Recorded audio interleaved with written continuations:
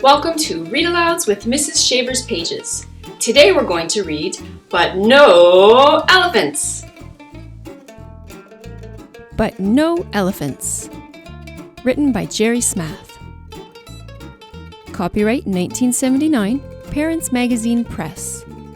Grandma Tildy lived all alone. She worked hard every day. She had no time to play.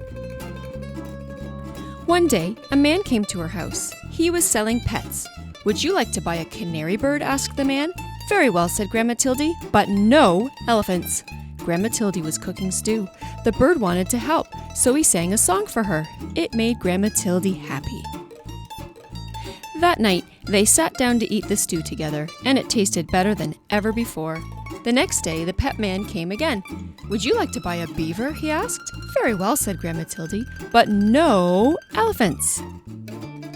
Grandma Tildy needed firewood. The beaver wanted to help, so he cut the wood with his sharp teeth. That night, they sat in front of a warm fire. Grandma Tildy went shopping. She met the pet man again. "Would you like to buy a turtle?" he asked. "Very well," she said, "but no elephants." Grandma Tildy was tired.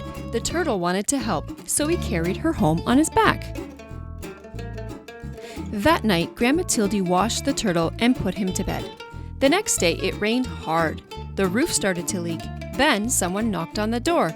It was you-know-who. "Would you like to buy a woodpecker?" the pet man asked. "Very well," said Grandma Tildy, "but no elephants." The woodpecker wanted to help, so he nailed the roof down tight. The dripping stopped. That night, they all danced together in the warm, dry house. The days got colder and colder. Grandma Tildy put food in jars for the winter. "I don't like the cold," she said. Just then, the pet man appeared. "Would you like to buy an elephant?" he asked. "He's the only animal left, and I must leave before it snows." "No, no elephants!" shouted Grandma. She went back to her work. The pet man left. The elephant stayed.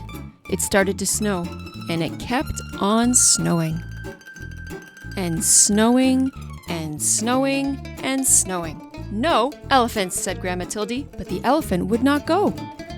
They could not see the elephant now, but they could hear him crying, and they felt sad. "Very well," called Grandma Tildy, "you may come in." The elephant was as happy as could be. But the elephant had a problem. He could not get through the door, so they all helped to push him inside. "Oh dear," said Grandma Tildy, "I hope the floor is strong. This is a very old house." Outside, the snow kept falling, but inside the house it was cozy and warm. Everyone hoped winter would go away and spring would come soon. That night, there was a terrible crash. The elephant had fallen through the floor. "We cannot fix this," said Grandma. "You will just have to stay there." And winter was long, and soon the firewood was gone. The elephant was always hungry. He kept eating and eating and eating until all the food was gone. "We cannot leave or we will freeze," said Grandma Tildy, "but we cannot stay or we will starve. What are we to do?" The elephant felt sorry. Then he thought of a way to help. He started to walk. He walked and walked and walked and walked.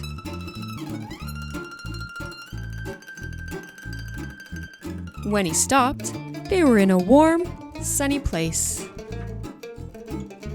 And that is where Grandma Tildy and her friends are today. The end.